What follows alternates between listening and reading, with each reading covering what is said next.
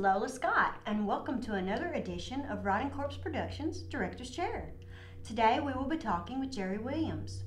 Jerry is a Kentucky-based independent filmmaker with his own company called Go Boy Films. Jerry has produced several special feature movies, including Pervos, Zeppo, Sinners from Beyond the Moon, UFO Crash in Kentucky, UFOs Crash in Kentucky, and Flying Saucers over Fetishland. Jerry is currently working on season 4 of his sci-fi parody show of the Captain Video era called Astrospace Heroes. Jerry has also written several serious books on the paranormal and UFOs, some entitled Occult Secrets of the UFOs, Monsters of the UFO, and Elvis in the UFO. I knew he went home. Jerry also has a cool blog called Spandex and Monsters, which includes cosplay, comics, paranormal, and fetish. All great combinations. So you guys need to go check it out once you get a chance. Well, thank you for joining us, Jerry. Thank you for having me here, Lola. Thank you for everybody for having me over here. Cool, cool. So, when did you begin your journey in filmmaking? Oddly enough, it was actually 2001, and I had tried to start, in college I had been more of into writing, poetry, that sort of thing.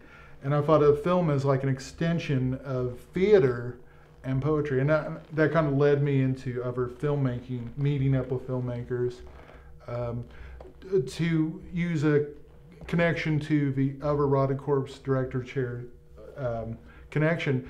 I would move to Lexington, and we were at, shows you how long ago it's been. There was a video store, and there was Creep, which was directed by Tim Ritter. And I was like, dang, that is so crazy and insane. And it was an independent film. And I thought, well, man, maybe I could try my hand at this. And it was very much a, trial by fire with whatever methods I could come up with. And then I met up with ZP International. They were doing Dance with Vampires at the time. And I had done a little stint as an actor, but I actually liked it better being behind the scenes.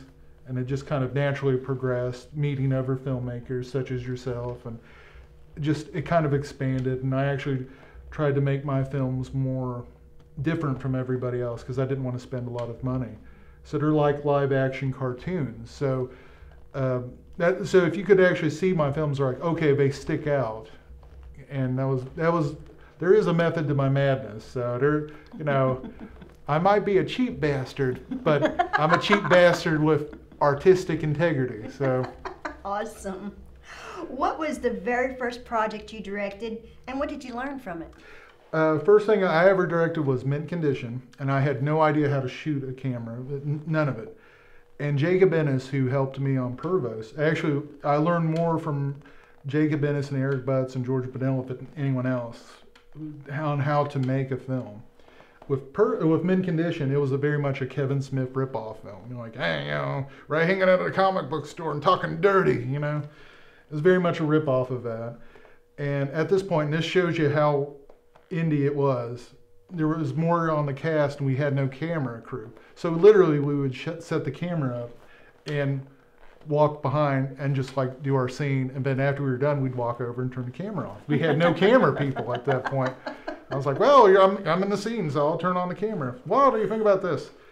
And Jacob Ennis taught me that sound was the most important thing, because when he showed me the raw footage, it was uploaded, the audio was terrible because I thought it was like a complete waste. And I was like, crap, man. He's like, see if I can do my Jacob Ennis impersonation.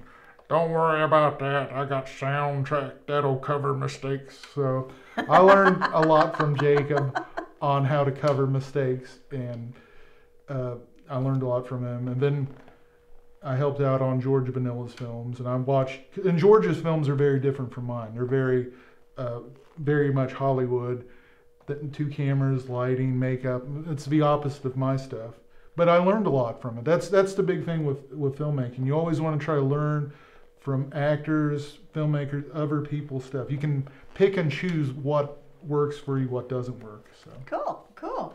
How many films have you directed? If you count short films, I'd say about 200 films. Wow. So I've done about 7 or 8 feature films. I think the batting average is like 1 or 2 good ones. But the short films are fun, and I've done a lot of other stuff. I think if you're making indie films, you only really make films until once you do your 6 or 7 film, you're not doing it to please an actor or distributor. You're actually trying to please yourself at that point.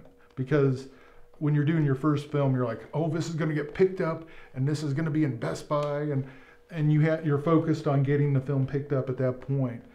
Whereas after you do a couple films and you get to see which ones work for you, which don't work for you, you actually start making films for yourself at that point. So, cool. So which one of your films is your favorite? They're all like my children, so I would say they're all my favorite. But I'd say my personal favorite is Major Power and the Robot from Saturn, because this is kind of a personal story. When we brought my daughter home when she was first born, I would stay up with her from midnight till 6, and I was feeding her, and I had to do something to stay up all night. So when I edited that film, I had the little laptop by the crib, and I'd feed her and then edit.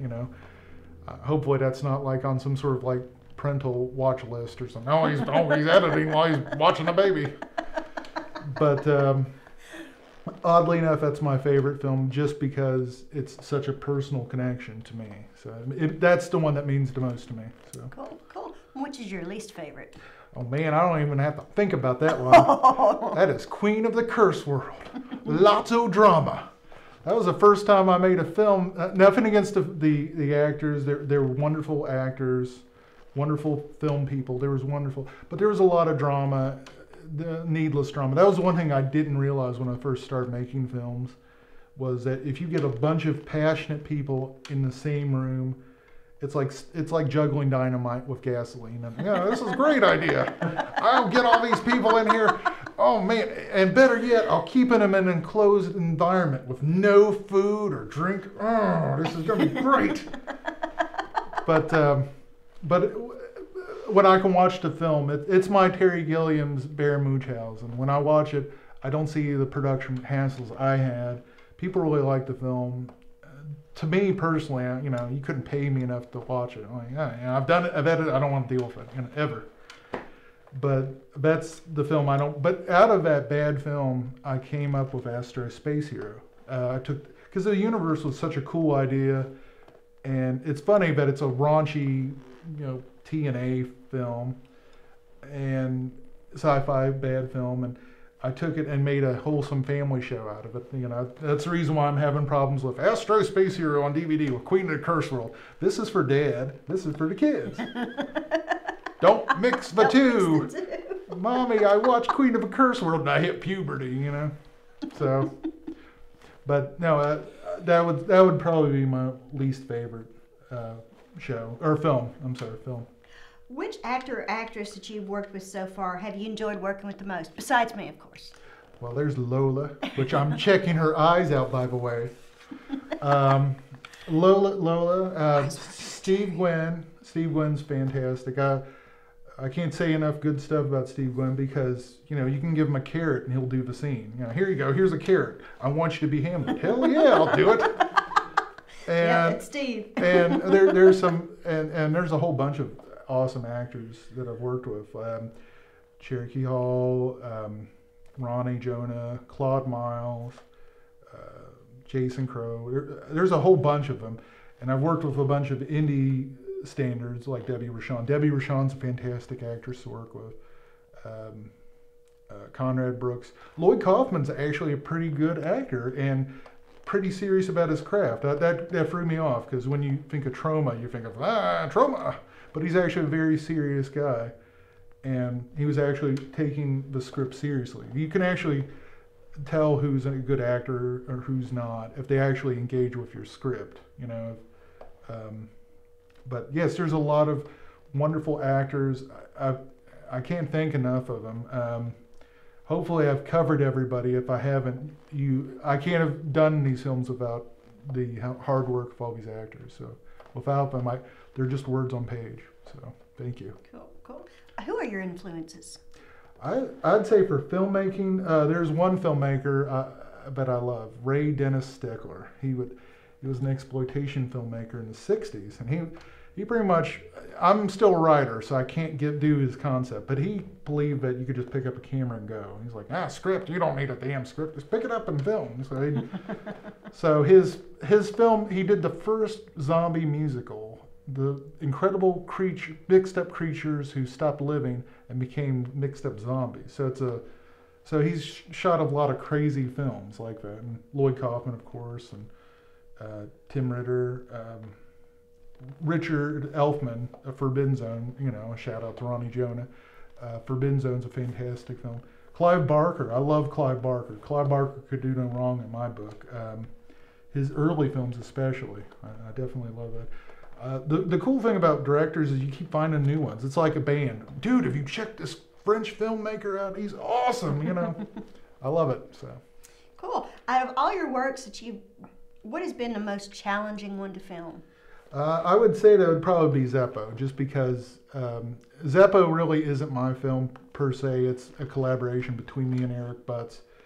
But when we were doing the director's commentary on it, I didn't realize how much intricate for what we were doing for that budget we were doing. We were doing like Star Wars level like special effects, and we were shooting all of this, and for the amount that we were doing, and I mentioned that to Eric. I was like, we were shooting some tricky shots, dude. I had no idea we were shooting this like this. But when you're in the fast pace of production, you don't really stop and think about it. So when you look at a film later, it really is like watching someone else's film. Like Pervos, sometimes I'll even forget that I made this film. I'm like, oh shit, I made this film. That's a pretty good shot. I didn't know. I guess I won't be doing that again, Which scene has been the most difficult to shoot? I think, I guess anytime a police constabulary comes in to the fray, that always makes a scene very difficult to film. Evidently, there's two things that can, if you're a director or a filmmaker, the one thing that you have to realize is that if you say, I'm a filmmaker, that's like saying, I want police departments to bother me. And the other thing is, like, I have unlimited wealth. Even if you don't, that's the sign that comes off. So people, I've heard a lot of stories about it, like film productions will be up and around Ohio and Kentucky, they'll be filming, and the locals will probably be like, hey, I need to get me some of that money. They got semis, they can spit out a couple $100, The most challenging stuff that I've shot, is more or less not really technical. There's been a lot of technical stuff because, trust me, technical stuff will happen. If you get camera equipment, especially the high-end camera, like I sneezed on it, it's down. You got to work with what you got. But I guess the challenging thing would probably get like diverse personalities to work together. I was shooting a love scene. And not to pick on these actors, but they didn't particularly love each other in real life. But on camera, they could do no wrong. But it was very, very eye-opening for me. It was, as soon as them cameras are off, man, you're like, I'm gonna cut that. It was, it's like, okay, cut and scene. But that's the beautiful thing about that's why it's called acting. It's the beautiful thing about cameras. Cameras are dumb creatures. At the end of the day, they are dumb creatures. That's the reason why your mind's eye is fooled that, he's on planet Krypton. It's green screen. You're standing against green screen. The cameras are dumb creatures, so they don't see the personal drama behind it. But at the end of the day, that's what you're trying to come up with. So I guess, hopefully I answered your question. I sounded like a bad particle physics professor. Well, sometimes you don't know what the word is. So what has been your favorite scene to shoot? Oddly enough, it's not a film on one. It's not a thing on my film. It's actually a George Benilla film, and I think it was Dance with a Vampire. And George let me shoot a scene. He was a very gracious director. We were shooting a scene with Billy Blackwell, and he had these two.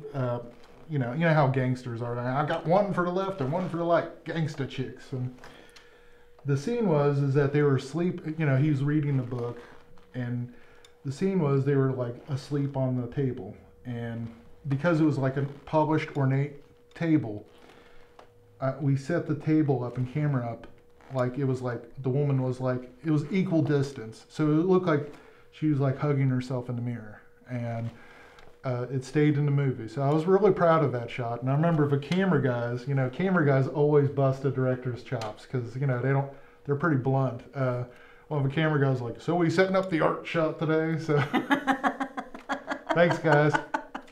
So, but the shot is actually in the movie, and that's the shot I'm very proud of. When I see that in Edison Death Machine, I'm like, oh, there you go. I did come up with a little bit of a concept behind the film. Because Georgia knew I was like into paranormal and crazy stuff. So Edison actually was working on a machine to contact the dead, but he never finished it. And I told the story to George, and he came up with the idea of the Edison Death Machine, and it kind of went from there. That's actually my favorite George Vanilla film to work on. So just because the vibe was great, all his films are great, but that was my personal favorite. So. Cool. Since you have written, directed, and edited, as well as many other aspects of film, which one do you enjoy the most, and which one do you enjoy the least? I would say either writing or editing, oddly enough, because it's a solitary experience, because when you're writing, you're creating, and when you're editing, you have that aspect. I'd say the least favorite, and I've never made it a secret of this, because if anyone's worked with my films know that I'm a quick, fast shooter, because I've never particularly enjoyed filming per se, because it's a scheduling nightmare.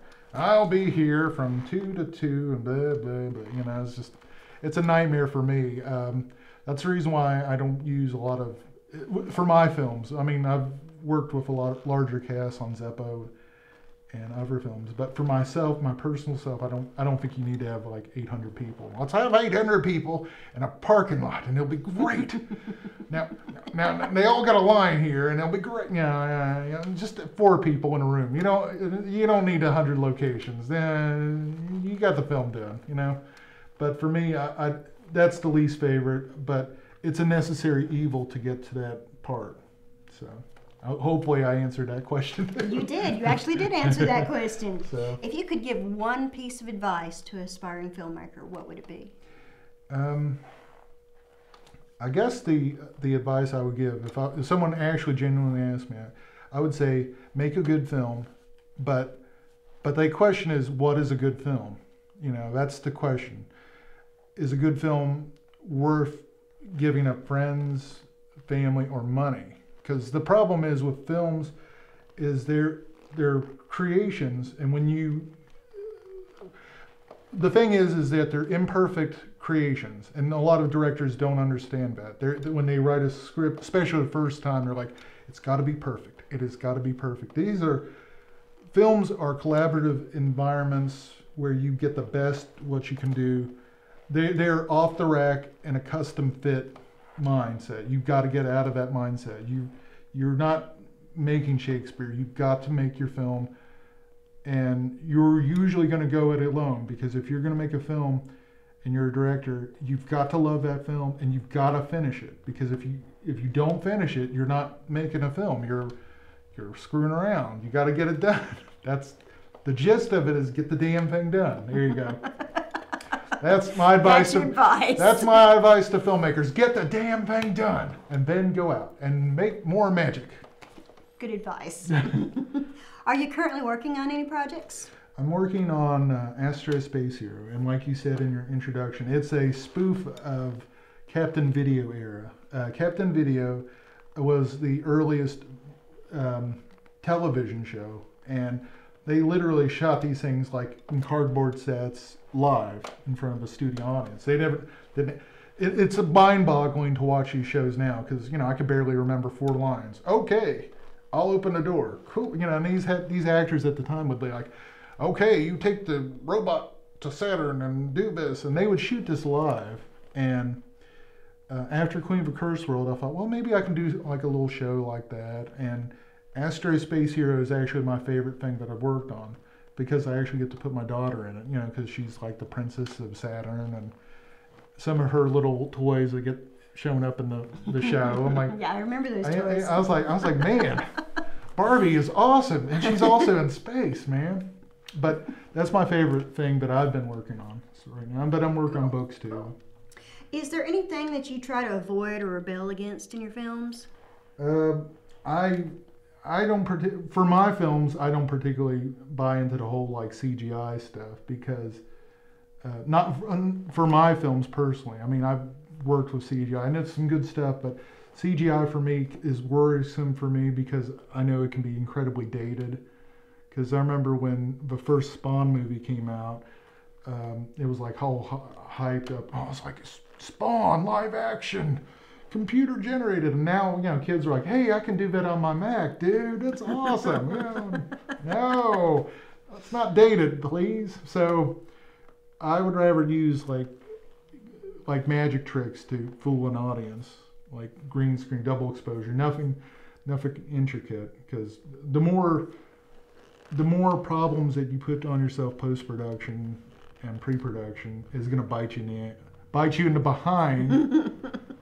behind later.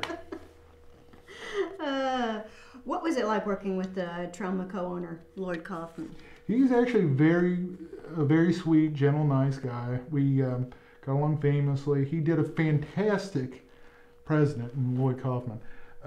Another little bit of Kentucky trivia. I actually tried to get Gatewood Galbraith to be the president in Planet Zeppo. And he loved the film, but it just was not conductive. But he was the one that got away from me. You know, Gatewood, come back. Lloyd was a fantastic, very serious guy. He's actually a lot more serious than people give him credit. And Lloyd was very good. I think Troma is kind of like Coca-Cola or cheeseburgers, because it's America, you know. Everyone knows Toxic Avenger. You can go in any city, any convention, say, hey man, I love Troma. Everyone knows what you're talking about, you know.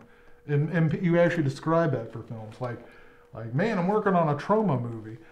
The funny thing is, if you try to make a Troma movie without Lloyd, it don't work. You know, you need Lloyd to do it, you know.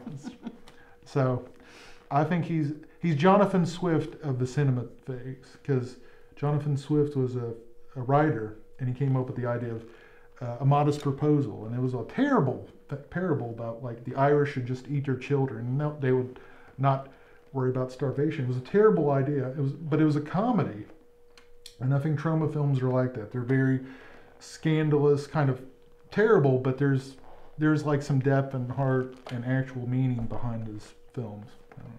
Cool. Well, you have written several paranormal and UFO-based books. What got you interested in that subject? Oddly enough, that actually just came out of nowhere, and I had an interest in UFOs, but it wasn't until I actually started reading about Jonathan Keel and the Mothman prophecies, and I'm like, hey, there is something to this, because like everybody else, I was like, these are actually like machines from other worlds, from outer space.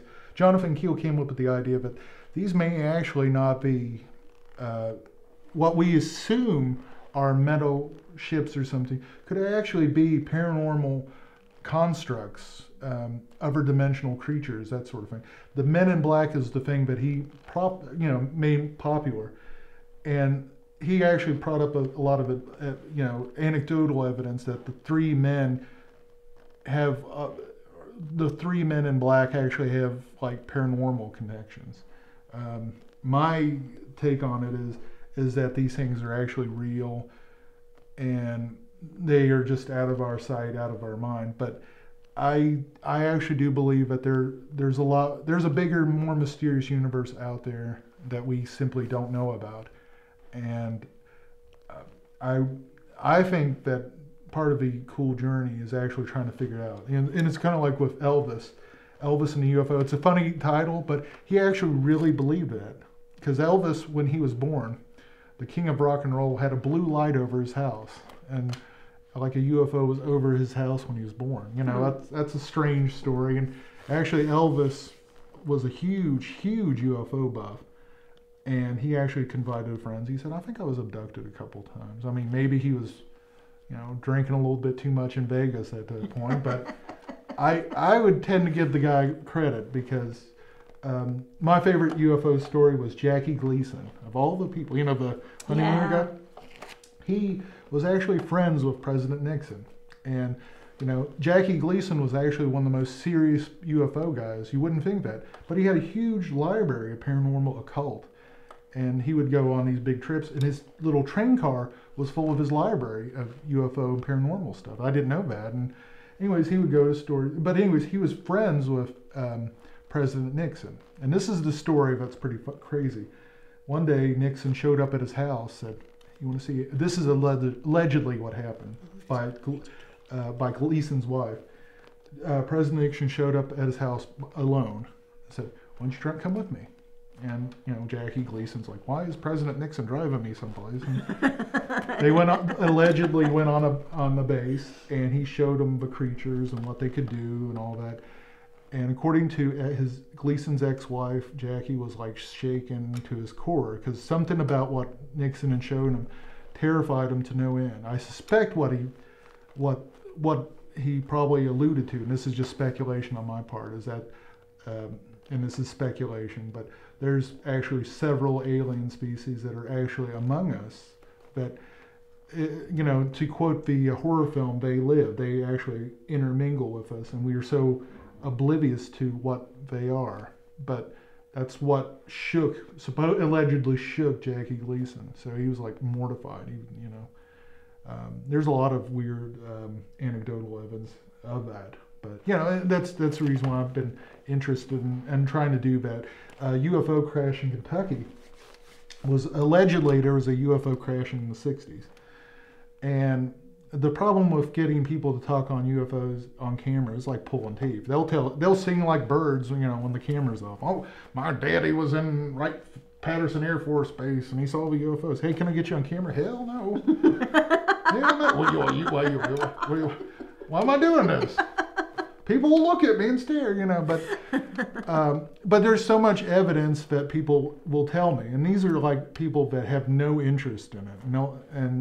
But once you mention camera, that's it's a deal breaker. But so allegedly in Kentucky, there's like a UFO base someplace, and I've heard about it. It's like, and evidently, supposedly in the 60s, something crashed and it was like collected.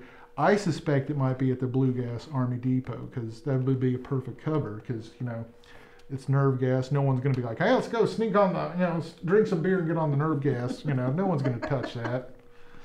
But it's like I said earlier, it's an interesting exercise. The problem is a lot of that stuff can't be proven unless in laboratory conditions. So you can't, at this point, it's just speculation. But I have some strong speculation, but no actual concrete evidence. Here you go. This is the alien key. Nothing like that. Do you plan to do any more writing in the future? Yes, I do. Actually, it's actually one of the things that I enjoy the best is actually writing because that's actually a wonderful exercise. I was an English major, so a lot of my former English major colleagues are kind of horrified what happened to me. Oh God, what happened to you, man? You need to go to the coffee house and talk about your bad poetry. And I kind of was in that ilk, the chain smoking guys, to be or not to be. That's deep, man. That's deep. And anyways, since I've done nothing against my former colleague, but no, that was just like a little joke. But a lot of them are actually very talented writers. But yes, I enjoy writing. I've got a bunch of stuff out there,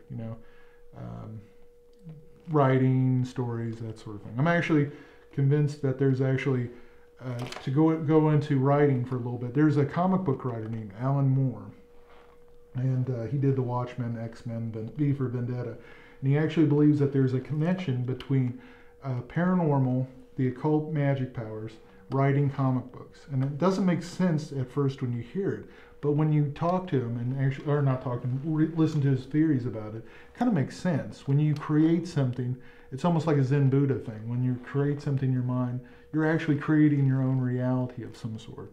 So in his sense, his idea is that when you write something, create something, someplace, somewhere, someplace, that universe that you have created, it has to exist on some quantum level. So I was kind of joking with my wife. I was like, you know, someplace in a probably not good universe, but maybe good micro universe, Astro Space Hero exists, and hopefully in a weird sort of way. That's what filmmakers and artists want. They want some sort of immortality. So maybe someplace Astro Space Hero or Pervos exists outside of what we're doing. So hopefully that's my goal. So Cool.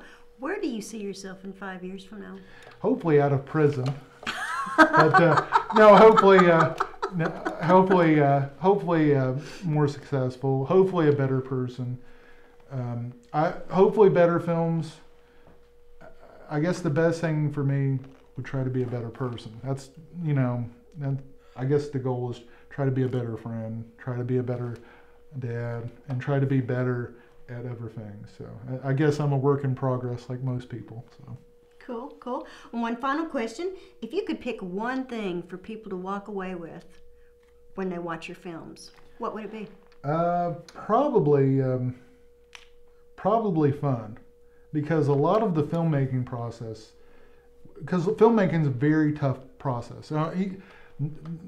Don't buy into the film school thing. Like, oh man, I've got my camera. People are gonna flock to me. These are gonna be great. No, you gotta fight everything to make your film. You know, you're gonna fight the whole way through.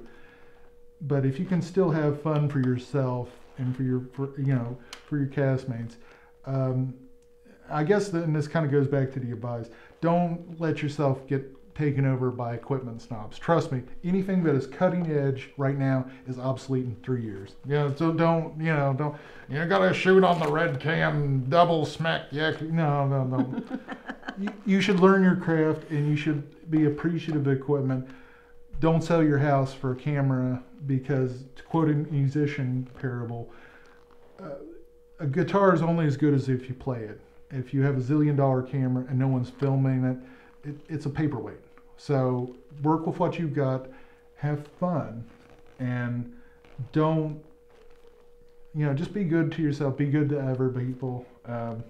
Kumbaya and positive chi. There you go.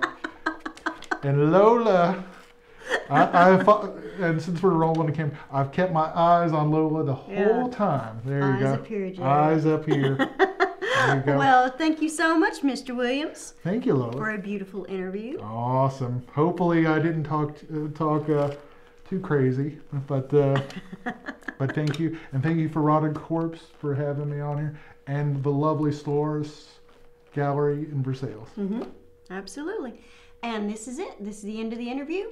So glad you stayed with us till the end. Hope you learned something positive, something intriguing, something funny. Jerry's always got awesome stories. Go check out his blog and keep filming.